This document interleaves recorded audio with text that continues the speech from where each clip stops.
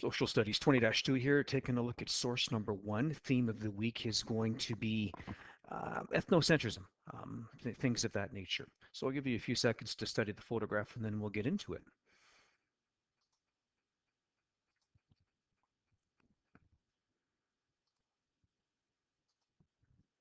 Okay, so I think first thing that catches my eye is the image of the individual riding the bright white horse in the foreground, and then as you read the blurb below, you discover that it's actually Japanese Emperor Hirohito reviewing his army, inspecting his army. Key date is 1933, and that's a really important date. So we've done a few photographs now. They can be a little tricky to interpret, so let's see what we can do here. I think you'd want to talk about how they place Hirohito, and how they place him. He's at the front of what might be a parade or some kind of a demonstration. So the intent is that he's leading whatever is going on here. So sure, he's leading the inspection of the military parade, but moreover, he's leading Japan. He's leading the Japanese cause in the 1930s. And so right away when I see him on the bright white horse and the way his stature is projected, I'm thinking state Shintoism in Japan in the 1930s. As we learned last week, state Shintoism was a national religion that basically advocated that the emperor was a living, breathing God who lived among the population at that time, and it was an individual's role in Japan to serve the god, to serve the emperor who stood above all else.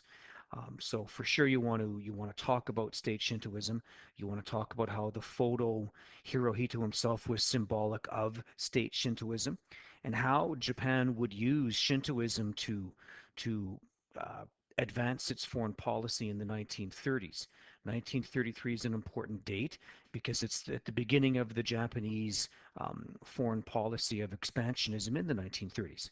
And so you want to talk about how, you know, what will come after this will be, the Japanese military will advance on parts of Southeast Asia. The Japanese military will try to accomplish what is known as the Greater East Asia Co-Prosperity Sphere, which, as we've learned, advocates Japanese expansionism into Southeast Asia.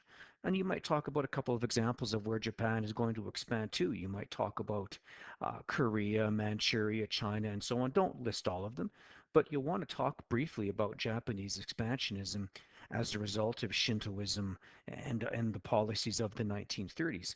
And being that we're looking back on history, this is after all an historical photograph, you might want to talk about how it will turn out for Japan and how they will get some short-term gain. They will expand a lot early on, but over time that expansionism, it draws them into conflict with the Americans, and they eventually lose World War II because of it, and were worse off than they were before, you could argue, the beginning of the expansionist policies. In terms of our links, for sure, we're going to link it to expansionism.